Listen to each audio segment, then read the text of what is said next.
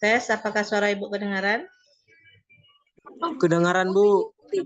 Kedengaran, Bu. Kedengaran, Bu. Oke, baik. Kita mulai saja ya. Assalamualaikum warahmatullahi wabarakatuh. Selamat siang dan salam sejahtera. Siang, Bu. Siang, Bu. Baiklah, ya. Pada yang join sudah 18 orang ya. Jadi ada beberapa orang yang temannya yang belum masuk ya. Oke, kita mulai saja di pertemuan keempat ini. Pembahasannya berkaitan dengan landasan teori, kerangka berpikir, dan pengajuan hipotesis. Nah, kalau untuk berbicara mengenai landasan teori, ini biasanya ada di bab 2 ya. Kalau di desain penelitian atau proposal penelitian, nah jadi kan ada bab 1, ada bab 2 ya. Nah, kalau di bab 2-nya itu lebih ke pembahasan mengenai landasan teori, kemudian kerangka berpikir, dan pengajuan hipotesis. Nah, ini ada di bab 2. Kalau minggu kemarin kita sudah membicarakan tentang rumusan masalah ya. Rumusan masalah, kemudian ada variabel gitu ya. Nah, itu kita sudah bahas ya. Nah, jadi lanjut ke ini lebih kepada bab 2-nya. Oke, yang pertama adalah landasan teori. Nah, jadi pengertian teori ya.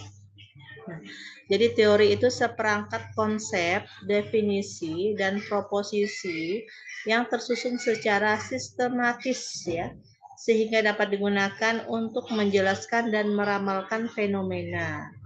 Nah, misalnya judul penelitian kalian, misalnya pengaruh motivasi terhadap hasil belajar gitu ya. Nah, jadi kalian itu nanti di bab 2-nya harus menjelaskan variabel-variabel kalian. Nah, misalnya pengaruh motivasi. Nah, jadi variabel itu adalah misalnya motivasi ya. Nah, jadi kalian harus jelaskan apa itu motivasi, macam-macam motivasi gitu ya. Ada motivasi intrinsik, ada ekstrinsik ya.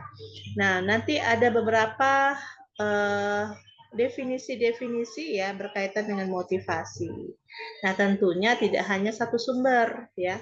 Ada sumber misalnya menurut Nana Wijaya ya, ataupun menurut Sugiono, ataupun menurut Uno gitu ya. Nah, jadi tidak hanya satu atau dua definisi saja dari ahli pakarnya, tetapi lebih dari itu. Nah, jadi yang namanya teori itu harus kita cari sumber pengertian teori dari pakar. Nah, jadi kalau kita sudah menemukan gitu ya, menurut si A, si B, si C gitu ya. Nah, terus nanti kita bisa menemukan jadi kita menyimpulkan gitu kan hasil dari definisi menurut si A, si B, si C gitu. Nah, jadi penting kita memaknai yang namanya variabel yang akan kita teliti. Nah, tentunya itu ada di bab 2. Nah, kalau bab 2 itu namanya landasan teori ya. Nah, jadi teori itu apa yang mau kita teliti itu kita harus jelaskan definisinya. Kayak gitu ya. Jadi tidak hanya motivasi belajar, mungkin ada lagi variabel yang lainnya, misalnya hasil belajar. Nah, hasil belajar itu kan luas ya. Nah, jadi harus kita jelaskan definisi hasil belajar itu apa, pembelajaran itu apa gitu ya. Nah, kemudian ranah dari hasil belajar itu apa saja. Nah, itu sebenarnya banyak pembahasannya. Nah, seorang peneliti itu harus tahu makna dari variabel yang akan diteliti. Seperti itu ya. Nah, jadi tujuannya adalah untuk menjelaskan dan meramalkan fenomena ya, atau maksudnya di sini adalah variabel yang akan kita teliti ya. Nah, jadi itu yang namanya teori. Nah, teori ini berfungsi untuk memperjelas masalah yang diteliti sebagai dasar untuk merumuskan hipotesis dan sebagai referensi untuk menyusun instrumen penelitian ya. Nah, jadi untuk memperjelas masalah yang diteliti, misalnya yang kalian teliti tentang motivasi belajar, misalnya di kelas A gitu ya. Nah, kalian harus motivasi itu apa sih? Jadi kita harus tahu dulu nih motivasi itu apa. Terus motivasi di siswa itu kenapa kurang gitu ya. Nah, itu kita harus tahu apa penyebabnya dan itu harus berlandaskan kepada teori gitu ya. Nah, kemudian dan biasanya digunakan untuk merumuskan hipotesis ya. Nah, misalnya benar nggak sih ada pengaruh antara motivasi dengan hasil belajar? Nah, itu namanya hipotesis ya. Nah, dari teori-teori itu, jadi yang kita pahami dari teori-teori itu, harus kita rumuskan hipotesisnya. Dan bunyi hipotesis itu biasanya ada kata apakah terdapat pengaruh, apakah terdapat hubungan, nah kayak gitu ya. Nah, kemudian sebagai referensi, nah tentunya di bab 2 itu memang banyak istilah-istilah yang ada definisinya dan kita juga ambil sebagai rujukan gitu ya atau referensi kita yang nantinya dari teori-teori itu, teori-teori tentang misalnya motivasi ya, kita buat nantinya sebagai instrumen penelitian. Makanya di sini ada istilah instrumen penelitian ya, karena yang namanya membuat instrumen penelitian itu seperti kayak angket. Nah, mungkin kalian pernah ya mengisi angket ya. Nah, awal angket itu awalnya dari teori. Nah, misalnya indikatornya apa saja ya, kemudian kita kembangkan menjadi bentuk pernyataan. Nah, itu biasanya namanya adalah angket. Nah, jadi penting teori itu ya sebagai penguat juga untuk membuat instrumen penelitian. Nah, nanti kalian akan pahamnya itu ketika sudah yang namanya melakukan penelitian dan menyusun skripsi proposal ya ataupun desain. Nah, fungsi teori. Nah, dalam kaitannya untuk kegiatan penelitian, fungsi teori itu pertama digunakan untuk memperjelas dan mempertajam ruang lingkup ataupun konstruk variabel yang akan diteliti. Ya. Jadi kita misalnya motivasi yang diukur gitu ya. Nah, motivasi yang mana nih? Apakah yang intern ataupun ekstern gitu ya. Nah, jadi untuk memperjelas dan mempertajam ruang lingkup. Nah, kemudian fungsi teori yang kedua ya, untuk merumuskan hipotesis dan menyusun instrumen. Nah, tadi sudah Ibu jelaskan.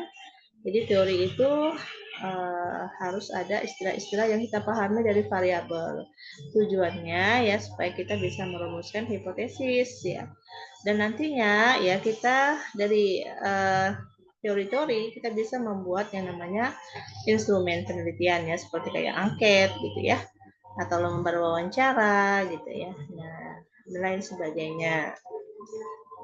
Kemudian teori yang fungsinya yang ketiga ya, membahas hasil penelitian sehingga selanjutnya akan digunakan untuk memberikan saran upaya pemecahan masalah. Nah, jadi biasanya ya teori itu yang sudah kita teliti dan ada hasilnya gitu ya. Dan biasanya hasil itu bagian bab 4 ya. Bab 4 itu lebih kepada hasil penelitian. Jadi apa yang sudah kita dapatkan hasil penelitiannya itu ya apakah misalnya ya terdapat hubungan ya dari hasil penelitiannya, oh terdapat pengaruh motivasi terhadap hasil belajar. Oh ini sesuai dengan si teori A atau si teori B. Oh pernah juga dilakukan oleh peneliti si A atau si B. Jadi ibaratnya kita juga fungsinya ya untuk memberikan hasil penelitiannya itu ada hubungannya gitu antara teori dengan yang hasil penelitian ya. Nah, deskripsi teori.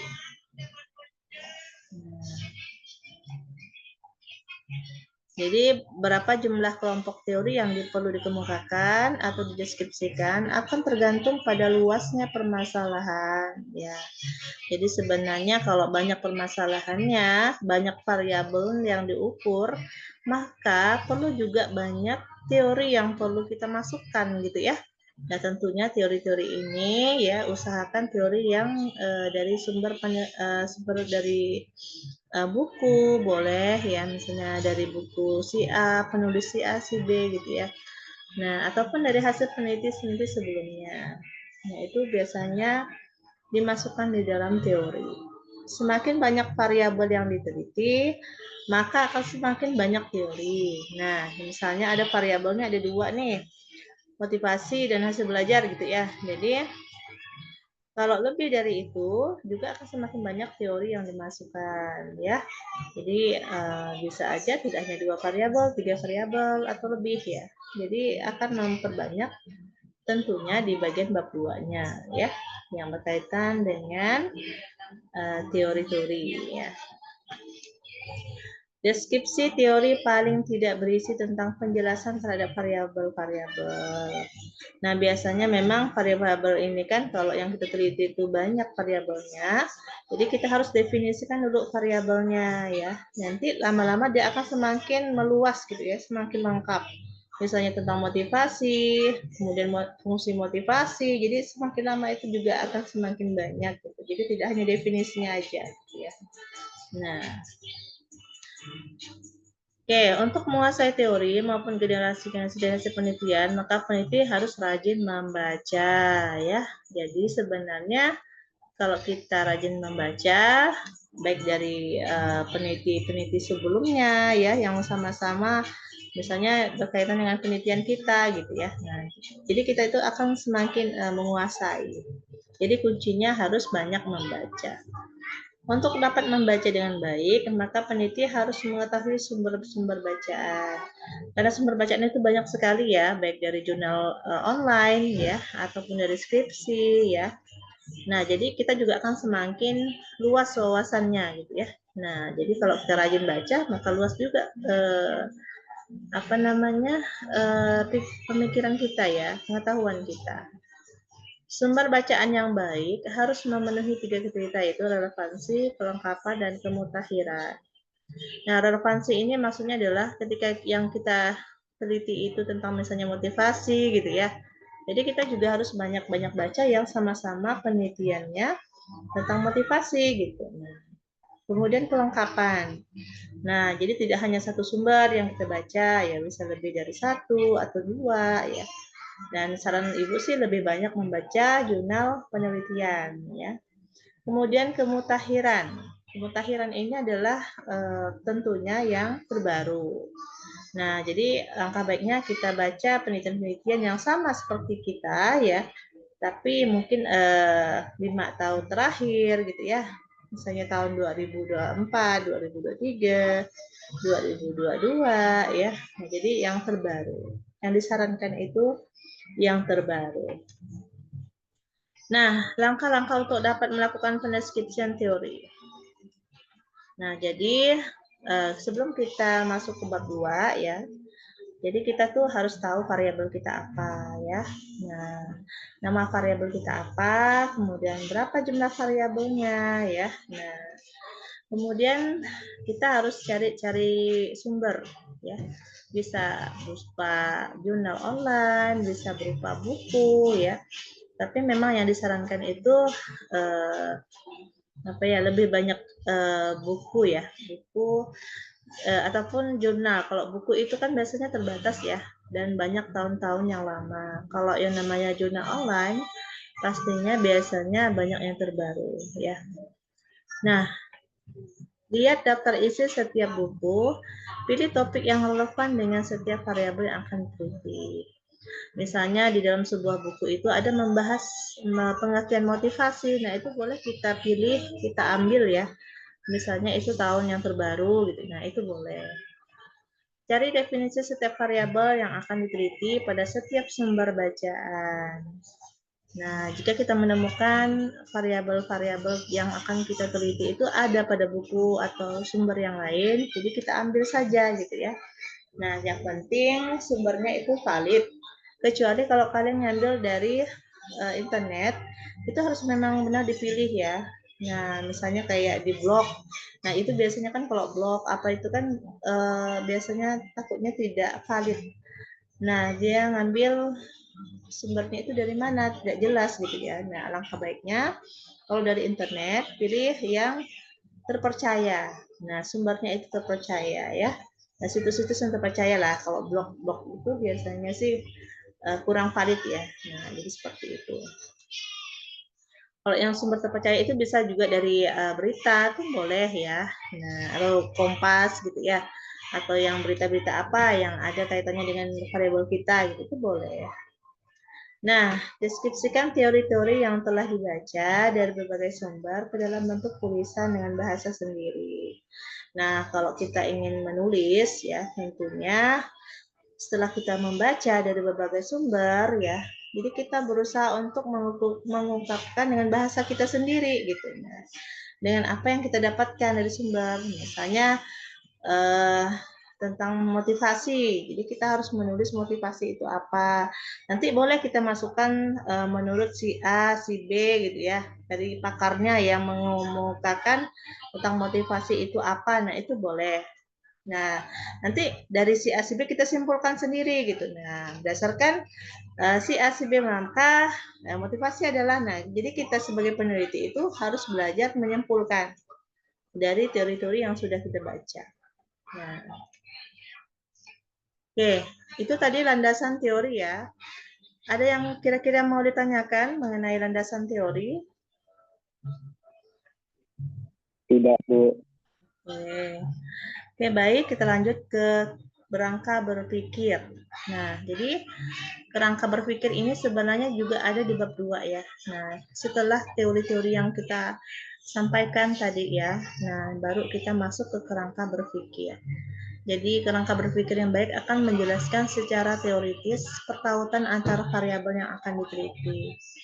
Nah, langkah-langkah dalam menyusun kerangka pemikiran yang selanjutnya membuat hipotesis. Jadi kerangka berpikir dulu baru hipotesis. Nah, jadi nah ini berdasarkan dari buku Sugiono ya. Nah, jadi untuk kerangka berpikir itu awalnya itu dari referensi-referensi ya. Nah, ataupun hasil penelitian-penelitian. Nah, kemudian dari hasil penelitian itu kita buat deskripsi mengenai teori ya. Nah, kemudian baru tahap analisis kritis teori dan hasil penelitian. Nah, jadi kerangka berpikir ini jadi kayak kita sudah tahu ya variabel kita ya. Kemudian kita harus berpikir ini ada hubungannya enggak gitu ya. Nah, misalnya kayak motivasi dan hasil belajar. Ini ada hubungannya enggak? Nah, jadi harus ada pertautan gitu ya. Nah, jika ada hubungannya baru kita bisa membuat hipotesis. Nah, hipotesis itu kayak bunyinya seperti ini ya. Biasanya apakah terdapat pengaruh, apakah terdapat perbedaan, apakah terdapat namanya hubungan gitu ya. Nah, itu namanya hipotesis. Jadi ketika kita udah setelah kerangka berpikir barulah kita membuat kesimpulan ya. Nah, hasil kesimpulan. Oke. Nah, berdasarkan gambar 3.1 ini tadi yang gambar yang di slide sebelumnya ya. Nah, itu kalau urutannya ya, pertama itu menetapkan variabel. Ya, itu biasanya kan di bab 2 tuh. Jadi kita tentukan dulu variabel kita, kemudian kita juga harus banyak baca buku, referensi, dan hasil penelitian. Kemudian kita definisikan teori-teori yang mau kita teliti tadi ya, dan hasil penelitian. Nah, baru kita analisis terhadap teori dan hasil penelitian. Ya, misalnya teori tentang motivasi, teori tentang belajar. Nah, kemudian hasil penelitian. Hasil penelitian itu adalah hasil penelitian yang sebelumnya, yang peneliti-peneliti sebelumnya ya. Nah, jadi kita juga harus baca peneliti-peneliti sebelumnya gitu. Nah, kemudian kita analisis komparatif, kita bandingkan terhadap teori dan hasil penelitian. Barulah kita simpulkan ya. Baru kita buat kerangka berpikir. Nah, kerangka berpikirnya itu biasanya dalam bentuk diagram ya. Nah, diagram misalnya ada X1, X2, jadi kayak ada garis-garis penghubung. Nah, mungkin di sini tidak Ibu masukkan ya. Itu biasanya ada di bab 2 ya. Nah, kemudian barulah terakhir adalah kita hipotesis. Nah, hipotesis itu memang terakhirnya di bagian bab 2 ya. Nah, oke. Oke, lanjut kita ke hipotesis. Nah, jadi hipotesis itu merupakan jawaban sementara terhadap rumusan masalah. Nah, jadi kan rumusan masalah kan biasanya bunyinya itu berupa pertanyaan ya. Misalnya kan ada di bab 1 biasanya ya, kalau rumusan masalah. Misalnya apakah terdapat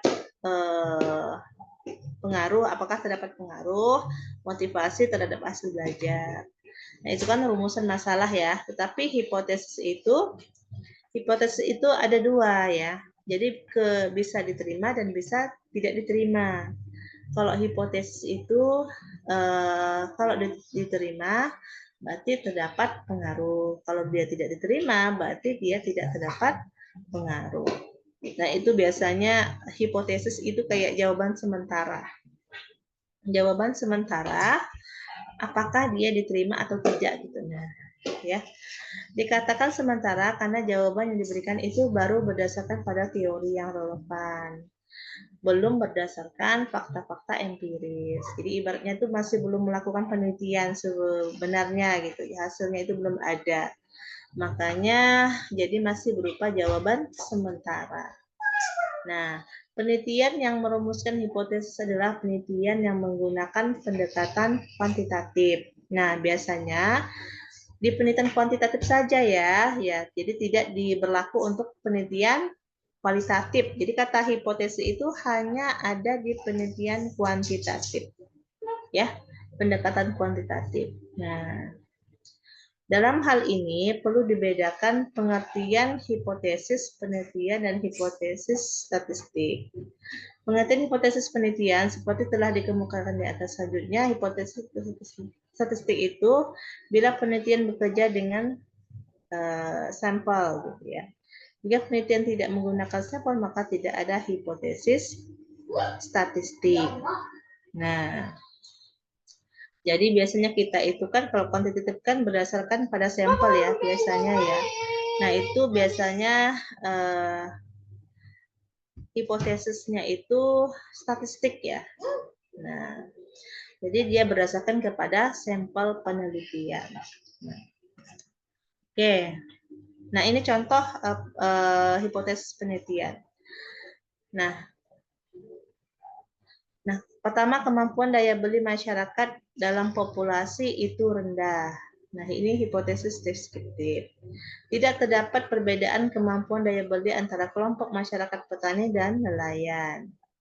Nah, ini adalah hipotesis komparatif ya. Jadi kalau dia ada kata perbedaan, nah itu dia sifatnya hipotesis komparatif atau populasi. Nah, yang ketiga, ada hubungan positif antara penghasilan dengan kemampuan daya beli masyarakat. Nah, itu ada kata hubungan ya. Nah, hubungan positif berarti ini adalah hipotesis populasi atau hipotesis asosiatif. Nah, jadi hipotesis itu ada jenis-jenisnya juga ya. Nah, kalau yang kemampuan daya beli yang pertama ya, itu dia lebih ke populasi. Nah, itu namanya hipotesis deskriptif. Kalau ada kata perbedaan, berarti itu hipotesis komparatif. Kalau ada kata hubungan, misalnya ada hubungan positif gitu ya. Nah, itu namanya hipotesis asosiatif ya. Nah, jadi seperti itu. Nah, hipotesis statistik diperlukan untuk menguji apakah hipotesis penelitian yang diuji dengan data sampel itu dapat diberlakukan untuk populasi atau tidak. Nah, contohnya ya, kalau hipotesis statistik ada perbedaan yang signifikan antara penghasilan rata-rata masyarakat dalam sampel dalam populasi. Nah, karena ada kata rata-rata tadi ya. Nah, ini lebih ke hipotesis statistik. Nah, terdapat perbedaan yang signifikan antara penghasilan petani dan nelayan. Nah, ini juga hipotesis statistik ya, tapi jenisnya adalah komparatif. Yang ketiga ya, ada hubungan positif dan signifikan antara curah hujan dengan jumlah payung yang terjual. Nah, ini hipotesis asosiatif. Nah, karena ada kata hubungan, ya. Kalau ada kata perbedaan, berarti hipotesis komparatif. Kalau ada perbedaan yang signifikan antara penghasilan rata-rata masyarakat dengan sampel populasi, itu hipotesis deskriptif.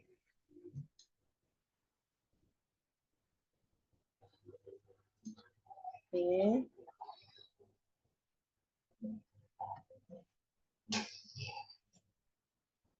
Nah, terdapat dua macam hipotesis penelitian, ya. Nah, kalau penelitian itu ada hipotesis yang diterima, ada yang hipotesis tidak diterima, ya. Jadi ada dua kondisi ini biasanya di dalam bab 2, ya. Jadi setelah kita merumuskan yang namanya kerangka berpikir, jadi kita merumuskan yang namanya hipotesis. Jadi hipotesis itu jawaban sementara. Ada istilah HA, ada istilah H0. Nah, HA itu artinya dia diterima, H0 itu atau hipotesis 0, ya maksudnya, ya. Berarti hipotesisnya tidak diterima. Nah, hipotesis kerja dinyatakan dalam kalimat positif dan hipotesis 0 dinyatakan dalam kalimat negatif. Jadi dia kalimatnya itu positif, berarti dia hipotesis alternatif. Kalau dia kalimatnya negatif, berarti dia hipotesisnya 0. Nah, hipotesis pun ini banyak jenisnya, ya. Ada yang hipotesis relasional atau asosiatif, ada deskriptif, ada komparatif. Nah, contoh, ya. Nah,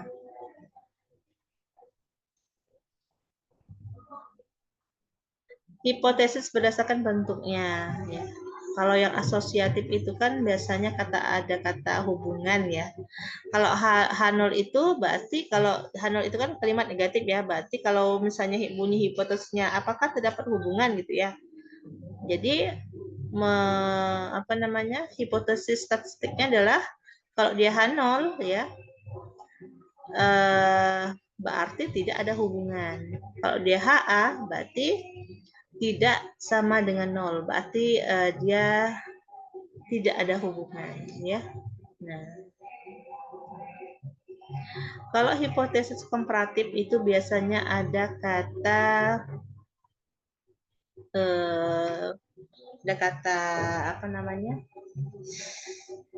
perbedaan, ya. Nah, misalnya nih, tidak terdapat perbedaan, nah itu H0. Kalau ada kalimat tidak terdapat, ada kata tidak, berarti dia itu kalimat negatif, ya. Berarti dia H0. Nah, contoh yang H0 itu tidak terdapat perbedaan. Contoh yang H0, ya. Contoh yang bentuknya komparatif itu produktivitas KMPT lebih besar atau sama dengan, nah, contoh yang sedikit, ya. Nah, ini hanya contoh saja. Kalau dia HA-nya produktivitas kerja karyawan lebih besar. Nah, ini adalah bentuk HA-nya. Jadi kalimatnya itu biasanya kalimat yang positif. Kalau H0 itu biasanya kalimatnya yang negatif.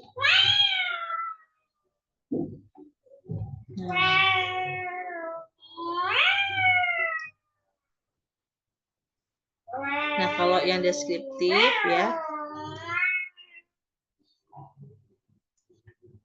Kalau yang deskriptif memberikan gambaran tentang sampel penelitian. Misalnya daya tahan lampu pijar merek X itu 600 jam.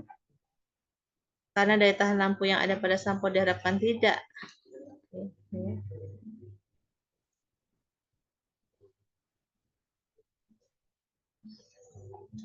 Geser, ya. Nah, kalau hipotesis deskriptif itu, ya, biasanya lebih mendeskripsikan gitu, ya. Nah, daya tahan lampu pijar merek X misalnya 600 jam itu H0 karena daya tahan lampu yang ada pada sampel diharapkan tidak berbeda secara signifikan dengan daya tahan lampu yang ada pada populasi. Hipotesis alternatifnya adalah daya tahan lampu pijar merek X tidak sama dengan 600 jam. Ini berarti bahwa lebih besar atau lebih kecil dari 600 jam, ya. Kalau ibaratnya lebih kecil dari 600 jam, berarti kan dia ibaratnya itu diterima gitu ya. Berarti dia HA. Nah, jadi seperti itu. Ya. Nah, jadi hipotesis penelitian itu biasanya ada di bab 2, paling terakhir biasanya. Dan bunyinya itu ya seperti ada H0, HA. Kalau rumusan masalah kita itu misalnya bunyinya ya apakah terdapat pengaruh? Berarti hipotesis kita itu HA-nya itu tidak terdapat pengaruh, H0-nya itu tidak terdapat, HA-nya itu terdapat pengaruh, H0-nya itu tidak terdapat pengaruh. Gitu. Kata-katanya seperti itu. Nah, jadi hipotesis itu penting kita masukkan ya di dalam bab 2 ya sebagai jawaban sementara dengan sesuai dengan bentuk bunyi rumusan masalah kita. Nah, apakah dia menggunakan kata hubungan, apakah dia menggunakan kata perbedaan ya, atau yang lainnya ya. Jadi tergantung bunyi rumusan masalah. Oke, jadi seperti itu ya. Nah, jadi Ibu sudah menjelaskan mengenai teori tadi ya. Teori itu biasanya di bab 2. Kemudian Ibu juga sudah menjelaskan kerangka berpikir. Nah, kerangka berpikir itu setelah kita menjelaskan teori-teori tadi ya, baru kita menjelaskan kerangka berpikir. Apakah misalnya variabel kita itu memang ada hubungan atau tidak. Kemudian kita juga harus menambahkan penelitian-penelitian yang sama atau hubungannya dengan penelitian kita. Ya. Nah, itu biasanya juga di bab 2. Nah, kemudian ada hipotesis. Jadi, hipotesis itu adalah jawaban sementara. Ya. Oke, kira-kira ada yang mau ditanyakan? Mungkin nanti Ibu coba biar lebih jelas nanti Ibu coba buka contoh ya, proposal penelitian ya, biar kalian tahu bentuknya seperti apa ya. Nanti biar inilah sebagai gambaran lah ya untuk bentuk dari bab 1 itu apa isinya, kemudian bab 2 itu apa isinya ya. Oke, kira-kira ada yang mau ditanyakan?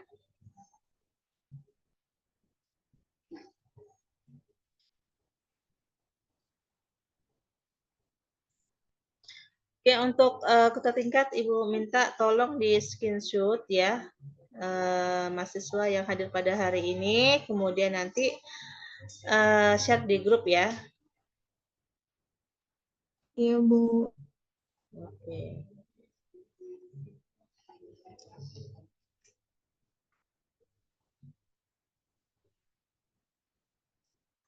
Ada yang mau ditanyakan? Tidak ada, Bu. Oke. Ibu harap semuanya menyimak ya. Oke, ini yang join sekitar 23 orang. Jadi Ibu minta nanti kakak hasil screenshotnya juga sama ya, 23 orang. Ya, kalau dengan Ibu kan 24 nih. Berarti yang join ada 23 orang. Sudah di screenshot? Belum? Sudah, Bu. Oke, baik. Oke, Ibu tanya sekali lagi. Ada yang mau tanyakan enggak atau cukup? Tidak ada. Oke, baik. Oke, kalau memang tidak ada yang mau tanyakan ya, Ibu rasa cukup ya. Nah, nanti minggu depan baru kita lanjutkan lagi ya dengan penelitian-penelitian yang lainnya. Oke, itu saja dari Ibu. Terima kasih kehadirannya ya. Semoga bermanfaat. Nah, nanti lebih jelasnya mungkin kalian akan paham ketika nanti sudah mulai menyusun atau membuat tugas terakhir ya dari mata kuliah ini adalah membuat desain penelitian atau istilahnya adalah proposal. Oke, itu saja. Terima kasih. Semoga selalu diberikan kesehatan ya. Ya, kita cukupkan dengan alhamdulillahirabbil alamin. Saya akhiri dengan assalamualaikum warahmatullahi wabarakatuh. Selamat siang semua. Siang, Bu. Yang, Bu. Oke.